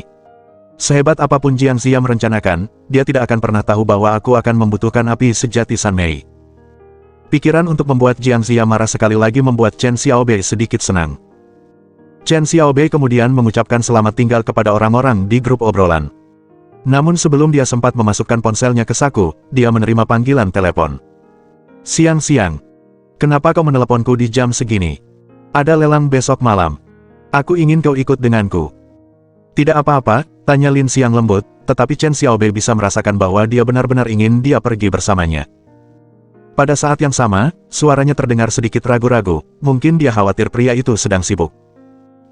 Meskipun begitu, Chen Xiaobei dengan senang hati menyetujuinya. Tentu. Aku akan menjemputmu besok malam. Apakah kamu tidak ingin tahu tentang lelang itu? Tanya Lin Xiang. Aku tidak terlalu peduli dengan lelang itu. Aku hanya ingin menghabiskan waktu bersamamu, kata Chen Xiaobei dengan penuh kasih sayang. Apa kau mengoleskan madu ke bibirmu? Kata-katamu sangat manis. Hehe. Bibirku juga dilapisi coklat. Mau coba? Chen Xiaobei menyeringai jahat dan menjilat bibirnya. Tidak mungkin, dasar jahat. Tubuhku menjadi lembek seperti agar-agar setelah setiap ciuman penuh gairah yang kita bagi. Lin Xiang mendesah. Tahukah kau bahwa aku merasa sangat hampa setelah kau pergi? Aku tidak ingin mengalaminya lagi. Apakah kau mencoba merayuku sekarang? Tanya Chen Xiaobei dengan nakal sambil menyipitkan matanya. Dasar jahat. Jangan pura-pura polos dan ikut aku pulang setelah lelang berakhir besok malam. Kau tidak boleh meninggalkan rumahku apapun yang terjadi. Lin Xiang menjerit, akhirnya menemukan kekuatan untuk mengungkapkan pikirannya berkat hasrat seksualnya. Astaga! Apa kau akan mengambil keperawananku? Chen Xiaobei berpura-pura cemas meskipun sebenarnya dia sangat bersemangat. Kau benar. Kaulah pria yang kuinginkan, dan aku tak bisa menunggu lebih lama lagi. Aku akan mengambil keperawananmu, dan aku akan menawarkan tubuhku sendiri sebagai gantinya, kata Lin Xiang dengan penuh tekad, akhirnya mengatasi sifat pemalunya sendiri untuk menyulut percikan api dalam hubungan mereka. Jangan khawatir. Aku akan mengobrol dengan Dewa Bulan, aku akan memastikan kita berdua bisa kehilangan keperawanan kita satu sama lain dengan sukses, kata Chen Xiaobei dengan penuh tekad. Berhenti bicara omong kosong. Aku tidak percaya kau mengenal Moonlord. Aku akan menutup telepon, aku perlu memakai masker kecantikan dan berdandan secantik mungkin saat bertemu denganmu. Oke. Sampai jumpa besok. Senyum Chen Xiaobei bertahan lama setelah panggilan berakhir. Yah, aku memang kenal Moonlord secara pribadi, gumamnya dalam hati. Hanya saja dia tidak pernah benar-benar terlintas di pikiranku. Sudahlah. Kali ini, aku harus kehilangan keperawananku. Namun, Moonlord tidak membalas pesan teksnya. Aku tidak bisa hanya duduk di sini dan menunggu. Aku akan mengurus beberapa hal penting nanti, waktu itu berharga. Karena Hong Haier belum datang, aku tidak bisa mengaktifkan Tesseract Thunderpool. Mungkin aku harus mengerahkan formasi membingungkan terlebih dahulu. Chen Xiaobei mengeluarkan bendera teka-teki berwarna kuning seukuran telapak tangan dari peti harta karunnya yang lebih menyerupai mainan mini daripada benda magis. Namun, atribut spiritualnya mirip dengan kacang pendeta agung, dan terhubung ke kesadaran Chen Xiaobei begitu dia memegangnya di telapak tangannya untuk mentransfer pengetahuan tentang cara mengerahkan formasinya. Formasi yang sangat cerdik. Hati cendekiawan Chen Xiaobei memungkinkannya untuk menyatu dengan pengetahuan baru dalam hitungan detik. Gunung itu akan diselimuti kabut begitu aku mengaktifkan formasi ini, dan kombinasi antara kabut dan vegetasi puncak akan membentuk labirin yang rumit di gunung. Mustahil bagi manusia biasa untuk menemukan lahan yang baru kubeli begitu aku mengaktifkannya, ucap Chen Xiaobei dengan terkejut. Sekarang, aku harus mengkhawatirkan 36 jimat yang kubutuhkan untuk menopang inti formasi. Itu tidak membutuhkan material langka seperti kolam petir Tesseract, tetapi masih membutuhkan beberapa batu giok berkualitas tinggi. Dan kualitas giok yang lebih baik berarti formasi yang lebih efektif. Tapi aku sangat miskin sekarang. Aku bahkan tidak mampu membeli batu giok biasa. Aku harus mencari cara untuk mendapatkan uang cepat. Awalnya, Chen Xiaobei mengira dia bisa mendapatkan uang cepat dengan melelang beberapa buku panduan seni bela diri, tetapi itu baru terjadi 10 hari kemudian. Selain itu, dia masih orang luar tanpa koneksi apapun di kota naga. Tidak ada yang akan menghormatinya jika dia menciptakan faksi baru dari antah berantah, dan faksi itu akan segera runtuh. Oleh karena itu, sangat penting baginya untuk mengungkapkan faksi barunya pada hari lelang agar dia dapat menarik perhatian Jianghu kota naga. Reputasi yang menakutkan akan mereka peroleh dengan cara itu. Sekarang kurasa aku harus mencari cara lain untuk mendapatkan uang. Chen Xiaobei tahu apa yang harus dia lakukan, dan segera menemukan sebuah ide. Dia menelepon Yap Liangchen untuk bertemu dengannya. Bro Bei, ada yang bisa saya bantu? Tanya Yap Liangchen lewat telepon. Sepertinya Anda sedang terburu-buru. Saya ingin bertanya tentang pasar pil penambah stamina. Apakah pil-pil itu bernilai tinggi di Dragon City? Tentu saja. Terlahir dan besar di kota naga, Yap Liangchen cukup tahu tentang kehidupan di kota metropolitan itu. Ahli alkimia yang handal sangat langka di kota naga, jadi sebagian besar pil itu bisa menghasilkan keuntungan besar. Sedangkan untuk pil dengan efek khusus, itu bisa membuatmu kaya raya. Chen Xiaobei terkejut.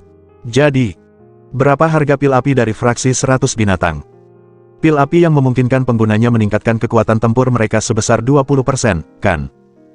Kalau tidak salah, harganya sekitar 3 juta per buah. 3 juta. Kebetulan sekali, aku punya resep pil pembakar tulang yang bahkan lebih unggul daripada pil api.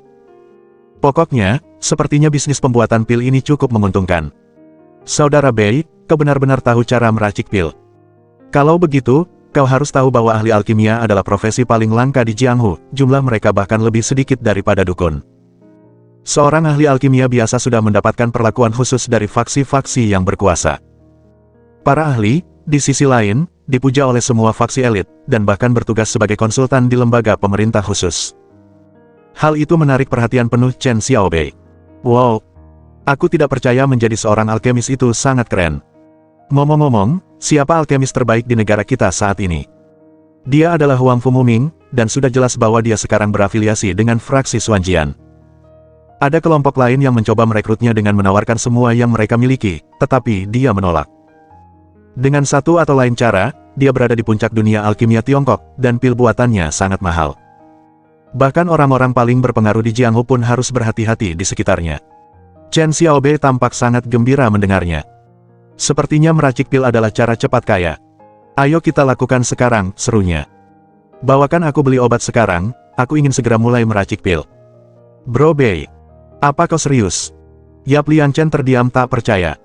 Aku punya tripod giok hijau, dan resep untuk beberapa pil khusus. Aku akan menjadi alkemis terhebat dalam waktu singkat. Bahahaha. Chen Xiaobei tertawa, alisnya bergerak-gerak. C490 apakah itu notwit Cina asli atau palsu? Chen Xiaobei tiba di tempat pertemuan mereka sebelum Yap Lianchen, dan karena itu memutuskan untuk mulai membaca 2 resep pil khusus sambil menunggunya. Saat itulah dia mengetahui bahwa sebagian besar bahan-bahan tersebut tidak dapat ditemukan di bumi, tetapi jiwa ilmiahnya memungkinkannya untuk memodifikasinya dan menghasilkan 2 resep. Dengan kedua buku panduan itu, dia bisa meracik pil khusus tersebut dengan bahan-bahan obat tradisional Tiongkok yang biasa, meskipun pil tersebut tidak akan seefektif seperti yang dijelaskan dalam buku panduan aslinya. Namun, target pasar Chen Xiaobei adalah manusia biasa. Mereka tidak perlu memperoleh efek dari pil spiritual sejati. Setelah bertemu, Yap Lianchen membawa Chen Xiaobei ke pasar tradisional Tiongkok di kota Naga. Daerah itu memiliki lebih banyak pilihan dan variasi produk dibandingkan kota-kota lain di Tiongkok, dan obat tradisional Tiongkok pun tidak terkecuali. Singkatnya, segala macam bahan langka dan bahkan barang-barang aneh dapat ditemukan di kota Naga. Meskipun demikian, hanya para ahli yang dapat menentukan keaslian beberapa bahan obat langka karena ada banyak pedagang yang tidak jujur di kota Naga. Sebagian besar waktu, para korban hanya dapat menganggap diri mereka tidak beruntung jika mereka membeli barang palsu, mereka tidak dapat mengharapkan ganti rugi. Bro Bei, apa kau tertarik dengan semua keanehan ini? Tanya Yap Lianchen sambil mengangkat alisnya. Tidak, hampir semuanya palsu dan sampah. Chen Xiaobei mengangkat bahu. Dengan bantuan kitab materia medica, tatapan emas yang berapi-api, dan keterampilan pengamatan Ki-8 diagram, dia bisa memeriksa keaslian barang-barang itu dengan mata telanjang. Bro Bei, kau jenius. 9 dari 10 orang mengalami kerugian besar ketika datang ke sini untuk mencari harta karun. Hah? Jadi, ada kemungkinan 10% itu menemukan hal yang nyata di sini. Benar. Hanya orang yang paling beruntung yang bisa mendapatkan yang asli. Ada seorang mahasiswa dari sekolah kedokteran Tiongkok yang menghabiskan 1.000 yuan untuk membeli Ganoderma asli, lalu menjualnya ke toko jamu Tiongkok seharga 800.000 yuan. Dasar bajingan beruntung. Yah, kurasa kau harus benar-benar beruntung untuk mendapatkan bahan asli dari pasar ini. Bukannya aku akan melewatkannya. Tapi, ada beberapa hal yang kuinginkan sekarang. Mari kita cari itu dulu. Baik, paham. Toko obat herbal Cina keluarga Wu memiliki toko obat Cina terlengkap, dan kualitasnya pun premium. Ikuti saya. Tak lama kemudian, keduanya tiba di sebuah bangunan tradisional Tiongkok dengan papan nama kayu cendana tua yang tergantung di atas pintu masuk. Kata-kata, toko obat herbal Tiongkok keluarga Wu, terukir di atasnya, memberikan kesan kuno yang megah pada tempat tersebut. Kak Bei, ini dia. Yap Lianchen merentangkan tangannya dan memberi isyarat agar Chen Xiaobei masuk duluan. Begitu melangkah masuk, ia bisa mencium aroma ramuan tradisional, dan hal pertama yang dilihatnya adalah beragam macam obat yang dipajang di rak sejauh mata memandang. Seorang tenaga penjualan segera menghampiri mereka untuk menawarkan bantuannya. Ada yang bisa saya bantu? Tanyanya. Wah, bukankah ini Tuan Yap? Ada apa gerangan? Tolong panggil Niu, sang ahli miksologi, untuk menemui kita sekarang juga, kata Yap Liangchen, nadanya tidak memberi ruang untuk bantahan. Meskipun keluarganya jauh dari puncak kota Dagon, mereka tetaplah klan yang cukup terhormat, warga kelas menengah dan bawah tidak akan pernah meremehkan mereka. Niu sedang meracik obat. Mohon tunggu sebentar, kata penjual itu dengan sopan, lalu pergi. Baiklah. Yap Liangchen sama sekali tidak senang, tetapi dia tidak mengeluh. Niu memiliki status khusus sehingga bahkan seseorang sekuat dirinya pun harus menunjukkan rasa hormat kepadanya. Mixologis, seperti Niu, adalah praktisi pengobatan tradisional Tiongkok yang sangat dihormati, dan berpengetahuan luas dalam pengobatan serta pengobatan tradisional. Orang-orang seperti dia adalah harta karun bagi tokoh-tokoh herbal Tiongkok. Karena baik politisi maupun master kungfu akan jatuh sakit dengan cara apapun, tidak bijaksana untuk mengganggu seorang dokter yang suatu hari nanti akan memegang pisau bedahnya di atas Anda. Banyak sekali kaum elit yang akan memohon perawatan dari penyembuh legendaris seperti Tetua Luo, dan separuh Jianghu akan marah jika seseorang mencoba mengganggunya. Dengan kata lain, seseorang akan merasakan murka keluarga Wu jika ada yang menyinggung Niu. Saudara Bei, bagaimana kalau kita duduk dan minum teh dulu, tanya Yap Liangchen dengan sopan. Yah, karena tidak ada yang bisa kita lakukan sekarang. Kita bisa saja pergi menonton Niu bekerja. Yap Liangchen hanya perlu menatap penjual itu, dan dia dengan cepat membawa mereka berdua ke Niu. Mereka berdiri di belakang meja kasir untuk mengamati Niu, yang ternyata adalah seorang pria berambut putih dan kebetulan sedang mengamuk pada seorang pemuda. Sudah kubilang, kayu simpul Cina ini ditanam, bukan dari alam liar. Aku bisa melihatnya dengan jelas, kau menggunakan cetakan untuk membentuk wujud manusia pada kayu simpul Cina ini. Pak, tolong perhatikan lagi, pinta pemuda itu. Kayu simpul Cina ini berasal dari alam liar. Saya bersumpah, saya mendapatkannya dari jauh di dalam hutan. Bagaimana mungkin berasal dari perkebunan? Saya sudah melihat banyak sekali kayu simpul Cina palsu, warnanya yang cerah dan teksturnya yang lembut sangat mencolok. Lihat milik saya. Kulitnya kering, seperti kulit pohon. Bentuk kayu simpul Cina asli juga berbeda dengan milik Anda. Bentuk manusia. Chen Xiaobei menyipitkan matanya melihat kayu simpul Cina asli, yang diletakkan di atas meja, yang panjangnya sekitar 20 cm. Kulitnya mirip dengan kulit pohon, memiliki bentuk seperti manusia dan tampak cukup tua. Ini adalah kayu simpul Cina liar. Usianya sekitar 500 tahun, dan sangat langka. Chen Xiaobei tetap diam, meskipun sebenarnya dia sangat bersemangat. Kayu siput Cina itu adalah salah satu bahan utama dalam pembuatan pil pembakar tulang, dan usia kayu itu sendiri menentukan kemanjuran pil tersebut. Awalnya, Chen Xiaobei mengira akan beruntung jika ia bisa membeli yang berusia 100 tahun. Ia tak pernah menyangka akan melihat yang berusia 500 tahun. Ia sangat menginginkannya, tetapi ia tidak mengatakan apapun. Ada etika tak tertulis dalam bisnis. Niu sedang berurusan dengan pemuda itu sekarang, dan mereka tidak boleh diganggu. Itu juga merupakan tata krama dasar. Percuma saja kita berdiskusi lagi, kata Niu dengan tidak sabar. Tunjukkan buktinya. Aku tidak akan berdebat jika kau bisa menunjukkan buktinya. Pak, saya tidak berbohong. Sumpah, saya akan ditabrak truk jika saya berbohong, kata pemuda itu dengan gugup. Jelas sekali bahwa dia seorang amatir, dia tidak bisa menunjukkan bukti apapun selain berulang kali mengatakan kepada Niu bahwa dia memperoleh kayu simpul Cina dari hutan. Baiklah, baiklah. Aku tahu kau butuh uang. Aku bersedia membayar 500 yuan untuk itu. Bagaimana menurutmu? Aku akan membayarmu segera juga, kau tidak perlu bersumpah atau apapun. Niu mengangkat bahu. Dia tampak murah hati, tetapi jelas bahwa dia memiliki niat jahat.